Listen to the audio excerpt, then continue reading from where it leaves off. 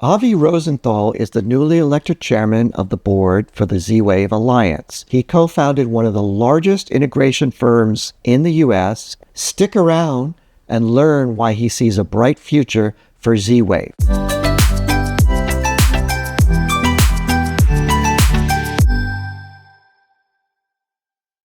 Thank you, Avi, for joining us today. I'm really excited. Recently, I did a video on Z-Wave. There's a lot of feedback about Z-Wave and the future of it and the progress. Tell us what's going on with Z-Wave and why you're so optimistic about it. First of all, Robert, thank you so much for having me on. We very much appreciate the opportunity to talk to you and your audience. We're very excited about Z-Wave. We're very excited about where Z-Wave is going, and especially where we've come from. All right, we're celebrating almost 20 years now of the Z-Wave Alliance, and there have been some major changes over the last 2-3 years. Traditionally, Z-Wave was governed by a manufacturer. We were owned by a manufacturer. The Alliance was for many years. About 3 years ago, when we were acquired by Silicon Labs generously made the decision that they would donate the standard to the open source. And what that did was it allowed the Alliance to become what's known as an SDO, which is a standards body. And so, like other RF standards that exist in the world, the Z-Wave Alliance is now a completely independent organization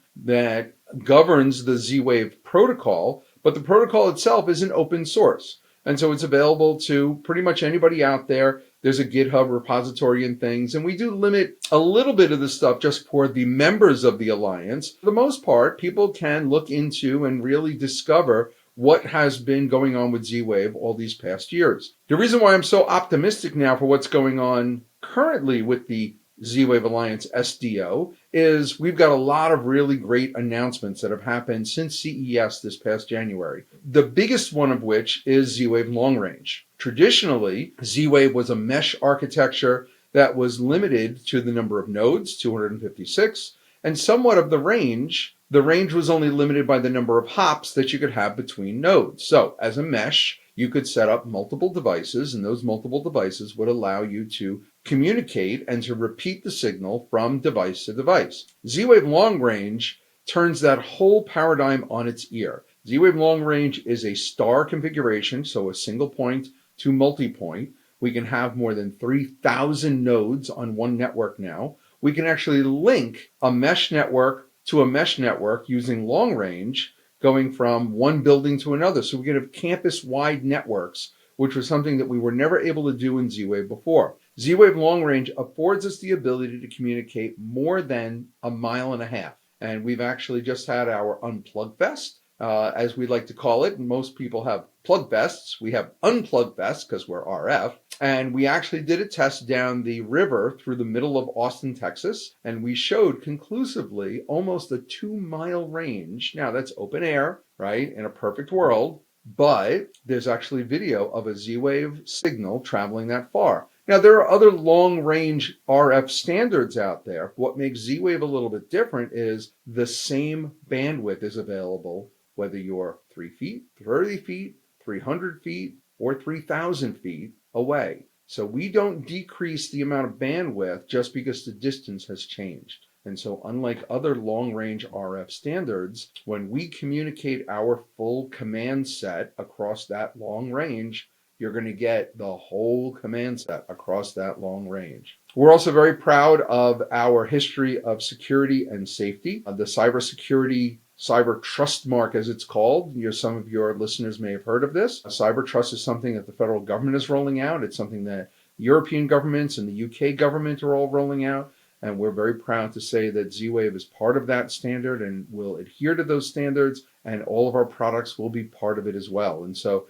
the Alliance itself takes cybersecurity, backward compatibility, interoperability very seriously, and the Alliance has made some announcements surrounding that as well. So lots of positive things going on at the Alliance, lots of positive things going on with the Z-Wave standard. More than 100 long-range products have already been certified.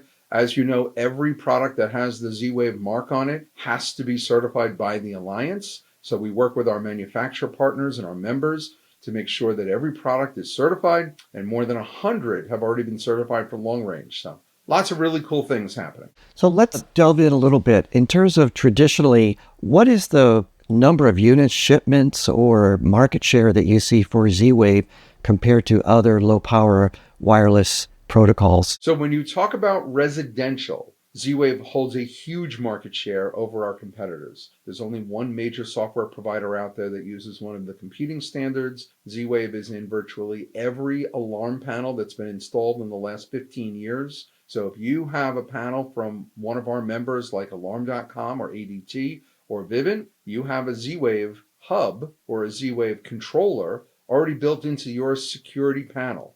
So your security panel on the wall or in your closet, it's already got Z-Wave in it, and a lot of the devices that are in your home communicate via Z-Wave. So numbers have ranged year over year, but something on the order of 35 million devices have already been shipped with Z-Wave in them. And that's a very, very large ecosystem. And remember, every one of those is compatible with every other one of those. No other RF standard out there can claim interoperability, literally going back to the very beginning of our standard. And that's something we hold near and dear. If we look at the market segments in general that you serve, obviously the security alarm panel is a very big segment, and one could say it's dominated by Z-Wave technology for the wireless side. The other segments are the smart home, which has been emerging and growing over the last 5 or 10 years, and then the traditional, or what we sometimes call the classic luxury or mid-market automated homes,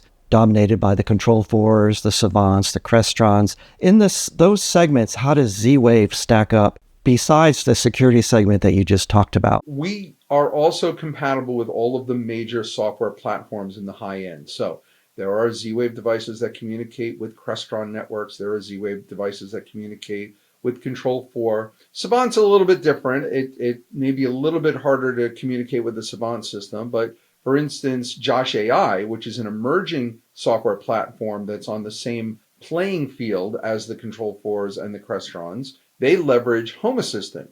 And Home Assistant is a proud member of the Z-Wave Alliance, and a lot of Home Assistant users use Z-Wave in their installations. And that's how Josh AI allows for communication with their home control. But those platforms are very important. And remember, there are literally hundreds of companies that make Z-Wave products. And so those companies, those software platforms want to leverage those off-the-shelf solutions that exist today. And so they are used a lot in home control, not just security, but your everyday middle market home doing lighting, thermostats, door locks, things of that nature, using the Z-Wave protocol to communicate effectively between these devices. If we look at the really large consumer systems, Apple, Google, Amazon, and Samsung, I believe Samsung has worked with Z-Wave, but the others have pretty much ignored it. When Amazon first came out with locally connected wireless devices, they chose Zigbee for that connection. And Apple started out with Bluetooth, which we all know is even worse for any type of IoT or smart device. But they have been pushing the Matter standard, which is also incorporating Thread technology as the preferred or most favored member for wireless. Certainly, Matter can support any technology through bridges and gateways, but I'm curious of a couple of things. Maybe you can or can't say, was there any possibility of Z-Wave being part of that initial Matter effort? Is that a lost opportunity, or was that simply a situation that just didn't happen? And then secondly, what is the current status on actual Z-Wave Matter bridges? Not technically, but in terms of products in the market or soon to be in the market as consumer mass market, Apple, Google, Amazon style smart home system? It's a really great question, and it's one that we get fairly often at the Alliance. Obviously, when Matter was first talked about, and at this point it's a number of years ago, Z-Wave was still a manufacturer-held standard. So it was difficult for a conglomerate of companies to look at Z-Wave as an open standard at the time. And so they decided to go with something that was a little bit more open, which they considered at the time was Thread. Thread obviously is dominated by Nest, which then became Google. That's really where Thread came from. They're all built on these 802.15.4 radios, which Zigbee, Thread are all built on those radios. And there are lots of different variations of Zigbee. There's lots of different variations of the implementation of the Zigbee standard. It is only recently that Zigbee has announced interoperability amongst the players, and so it's a little bit of a different way of thinking about it. The proprietariness of the way that these companies originally wanted to go to market, if you look back at Apple HomeKit or Amazon Alexa or Google Home, they all sort of looked and said, we wanted to control our own environments. We wanted to have walled gardens. Best way to have walled gardens back then was, again, using Zigbee or Thread,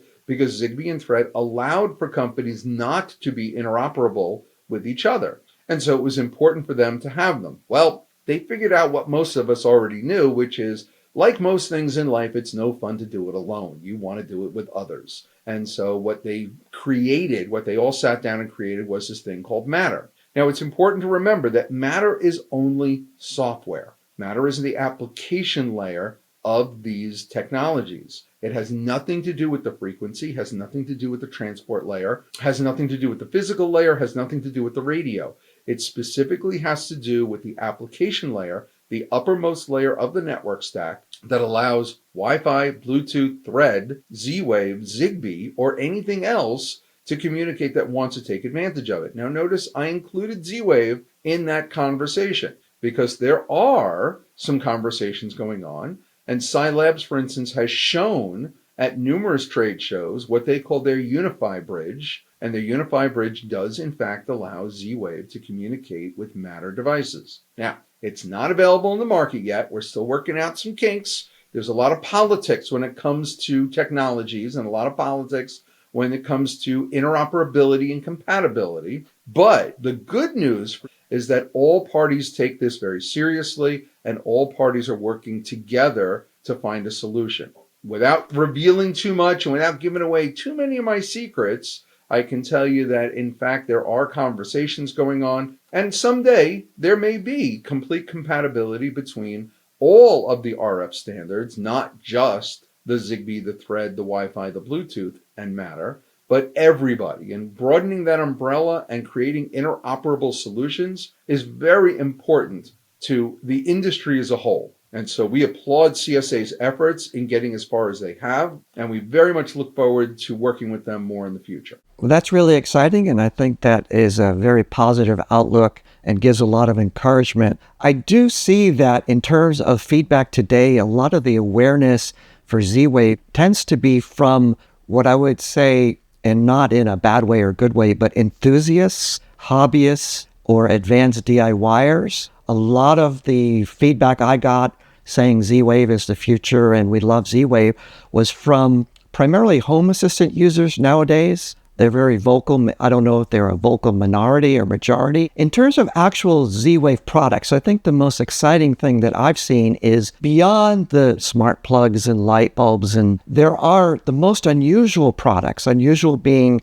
innovative and serving special needs that aren't available in other technologies, seem to appear in Z-Wave first. If there are some interesting ones or you have some favorites that you could mention briefly, I think that would be really useful info. Well, one of the most innovative that I've seen and one of the most interesting was a couple years ago, just before the pandemic, I think it was, we actually had a Z-Wave mousetrap. So a company in Europe developed a mousetrap that utilized Z-Wave to report when in fact the trap was, shall we say, triggered, and they utilized Z-Wave. But I think the good news is, and the interesting part is, a lot of companies develop their first products using Z-Wave because it's very easy for developers to do. Is there a legacy of some of the issues that Z-Wave has had in the past? Absolutely. It's a 20-year-old standard. There's no doubt that there have been ebbs and flows and ups and downs in the Z-Wave ecosystem over the last 20 years. And there are certainly folks out there who might have tried a Z-Wave device 10, 15 years ago, been frustrated by it, and decided, oh, that's it, Z-Wave sucks, I'm moving on. When in fact, like most technologies, take Wi-Fi for instance, there was a time when the folks at Walmart would tell you that the number one returned item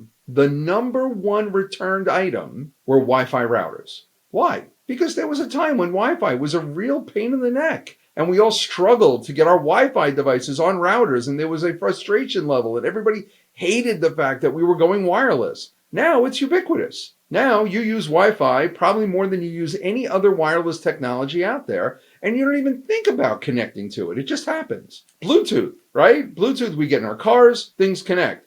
And every once in a while, you want to throw your phone against the wall because, why isn't the Bluetooth Bluetoothing, right? Well, things happen. These are RF technologies. These are technologies in general. Nothing is perfect. And I'm not here to tell you that Z-Wave is perfect either. All I'm saying is that there's been marked improvements in 20 years. You get improvements in technology the same way you do with everybody else. Where it gets really interesting is the security issue. So let's take Z-Wave S2 security. Z-Wave S2 security is the gold standard in RF security standards. There are security with every RF technology, but the S2 standard, which has been around now for more than 5 years, sets the standard in cybersecurity. And we are very proud of the fact that we have never had a situation where an S2 device has been vulnerable to cyber hacking. And we stand behind that. The good news is the more vulnerable you get, the more work that needs to be done. Everybody needs to pay attention to it, and we are as well.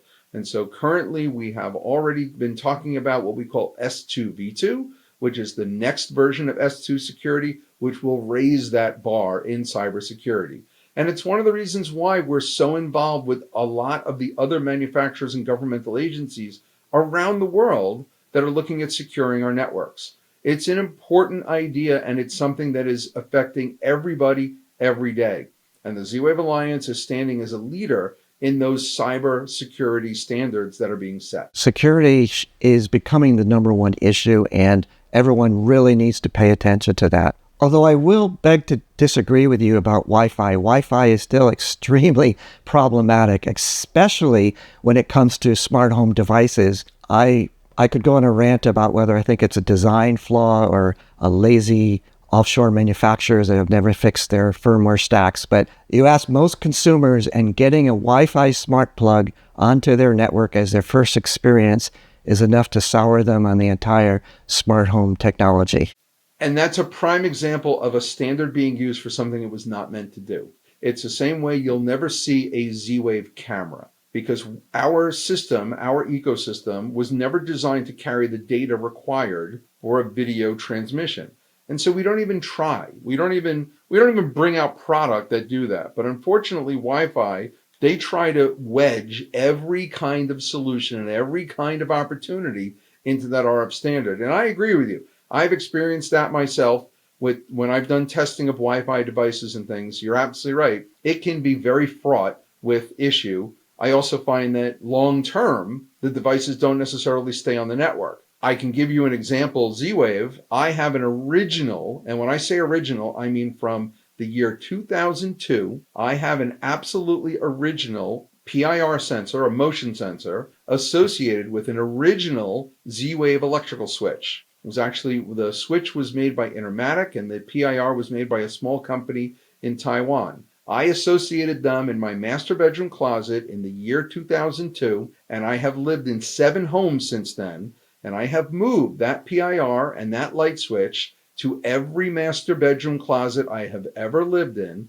and to this day, when you walk into my master bedroom closet, the light goes on. And those systems operate all those years on the same Z-Wave standard with the same connectivity. They've never had to be reprogrammed. They've never had to be reconfigured. They've never had to be updated. They just work. And because when you take an RF standard that does what it is supposed to do in the world it's supposed to do it in, they simply work. That's awesome. You bring up a good point, which is Z-Wave has the ability for local associations, which without getting into all the details technically allows operation in a peer-to-peer arrangement without any hub or controller at all. What percentage do you think of your Z-Wave customers use it that way? Is that a growing use, or is that a fallback? Where do you see that capability falling in line today? So there are people using it. I'll tell you a little personal story. So there was a time, we've since retired that system,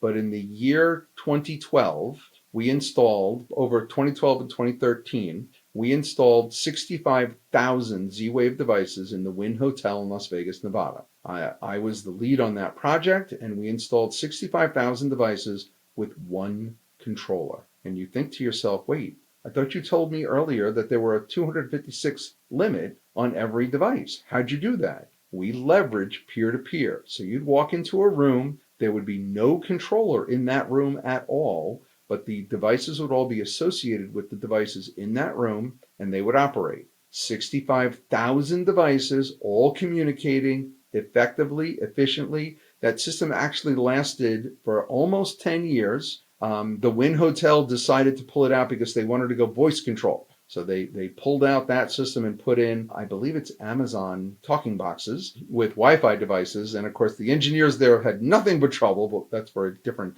conversation for a different time. But I do believe that there are installations that do leverage that type of system. We actually invented that system for hotel use, and there are still dozens of hotels around the world that utilize it very effectively. I don't think the homeowners take enough advantage of it because everybody thinks in terms of a hub controlling your home on a constant basis. And in this case, you don't necessarily need a hub, but it's difficult to sort of break the paradigm of users understanding the nuances of peer-to-peer communication. It's one of the things that we struggle with in home control is the idea of local control, of not going to the cloud whenever there is an issue. And one of the things that people like about their Z-Wave systems and Home Assistant and others is local control, is the ability to have a local device in their home without exposing any of their network or any of their devices to the cloud.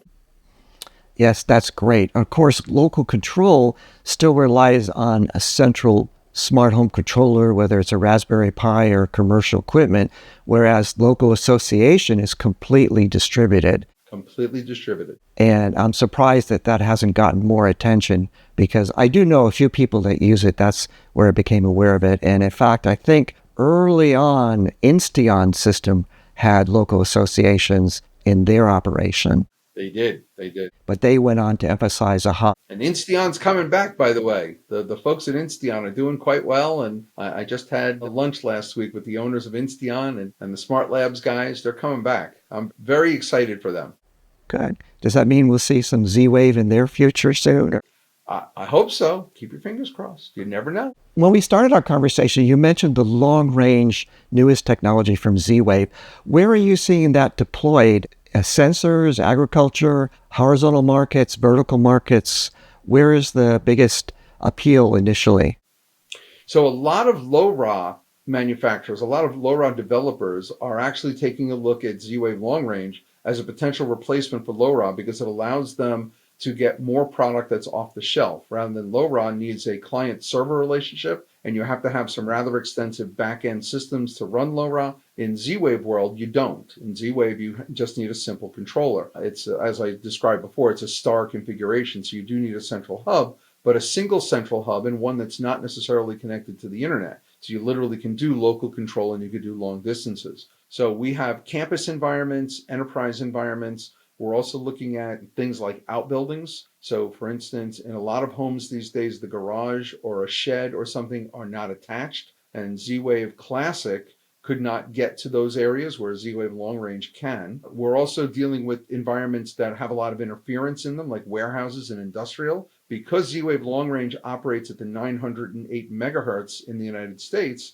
we have a much cleaner bandwidth to be able to communicate long distances. So if you have an industrial environment or a warehouse environment and lots of 2.4 gigahertz frequency devices, the Z-Wave long range operates at a much lower frequency and can get much better penetration and not be affected by what's going on within your environment. Well, that's really exciting. I know I've seen in my own consulting practice some implementations where there's a need to reach a pool or pool pump equipment or a really rural, more of a ranch environment. They want to get sensors on the driveway or the mailbox and it's far away. They don't want to run fiber or coax or try to build a Wi-Fi all the way out there. So certainly I think Z-Wave would have a lot of appeal for those applications with the long range capability.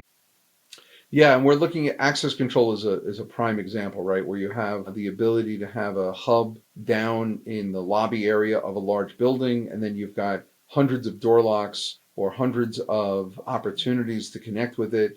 And Z-Wave Long Range affords you that ability to be able to do it, and in those dirty kind of environments, in those campus-wide environments.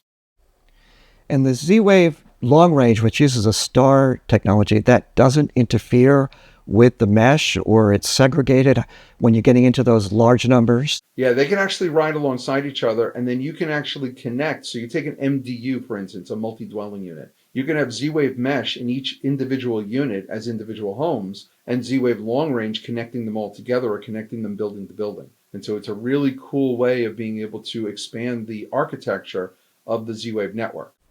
I see. So you're also looking at using or suggesting the use of Z-Wave long range as a backbone or a backhaul between clusters of local Z-Wave devices that are meshed together. Exactly. Yes. And so that's why the campus environments for things like access control and lighting control and thermostat control, even door locks, where they've got multiple mesh networks, maybe each floor is meshed together, but the Z-Wave long range can now combine buildings together so that we can end up with a situation where you have local mesh, 256 node networks all tied together utilizing Z-Wave long range. There is one issue that comes up a lot with Z-Wave, at least currently, and that's pricing and the cost of similar Z-Wave products, especially in the lower end, more commodity type devices of smart plugs and switches and lights and even locks. I know you've brought on another semiconductor supplier. Is there movement in Z-Wave on the cost side, or what is the current chipset price typically? Are there any numbers you can give us? So I don't know the specific numbers, right? Our members, so like you mentioned, there are now two silicon providers, and their negotiation between their customers is really their responsibility and their information. But I can tell you that competition breeds relationship. So competition is definitely going to breed competitiveness. So we do expect the fact now that there are multiple silicon providers, both Trident IoT and Silicon Labs, are selling technologies for the RF standard of the Z-Wave ecosystem. Both combine chips, both are selling chips that are compatible with Z-Wave Classic and Z-Wave Long Range, and so there's definitely a lowering. We are never going to be as commoditized at Z-Wave as Wi-Fi is. There are billions of Wi-Fi chips produced a year. We just don't produce that kind of volume in chip, and so we don't get the economies of scale that you get from Bluetooth or Wi-Fi. That being said, one of the reasons why the Wi-Fi devices are so inexpensive has been a lot of the software support and the legacy support that was given to them without any regard for the ongoing support of that device. If you're paying $9.95 for a Wi-Fi plug-in, chances are you're buying that product as a snapshot of the current technology. There's never going to be any improvement to it. There's never going to be any update to its security, to its cyber, to making sure that it's not vulnerable. You're going to buy it and you're done. In the Z-Wave world, we have the ability to do over-the-air upgrades and other patchwork needed in these cyber secure world. The idea that you can update something over the air is extremely important because the vulnerabilities are always changing. The vectors, as they call them, the attack vectors of the cyber networks are always changing. And so you have to make sure that you have a company standing behind you that can actually do those updates. If you're paying $10 for a device, chances are you're never going to see those. But if you're paying more for your devices, remember, you're only buying them one time. Theoretically, you're going to buy a light switch, you're going to put it in your wall, and it's going to be with you for years and years and years. And there won't be any need for you to replace it or any need for you to take it out. Make the investment up front. Are we ever going to be as inexpensive as the Wi-Fi commodity prices? No. But what I can tell you is the products that you can buy from the Z-Wave ecosystem and from the companies involved with the Z-Wave Alliance will be far superior in their safety, in their security, in their encryption, and in their usability than anything else that you can get out there. So for folks that want more information on Z-Wave, the Z-Wave Alliance website is the place to go as a starting point? Absolutely. zwave.com is a wonderful place to go. There's also an alliance page for our friends out there that are developers who want to dig more into the technology. You can go to Z-Wave Alliance. There's a .com, there's a .org. There's numerous addresses to go for more information. And certainly any of the hundreds of companies that are members of the Z-Wave Alliance, if you do a simple web search for them, they pop up very readily and you can see the various hubs, manufacturers, software platforms, devices, sensors that are all available on the Z-Wave ecosystem. Thanks, Avi. That's a great summary. I look forward to seeing some of these new devices and hopefully some bridges and greater ecosystem involvement. We very much look forward to our next conversation, and certainly if anybody has any questions, I'm available all the time online. I'm very easily found. So please feel free to reach out. Standards are important, but do they matter? Watch this video next to learn all about the Matter standard and what it really means.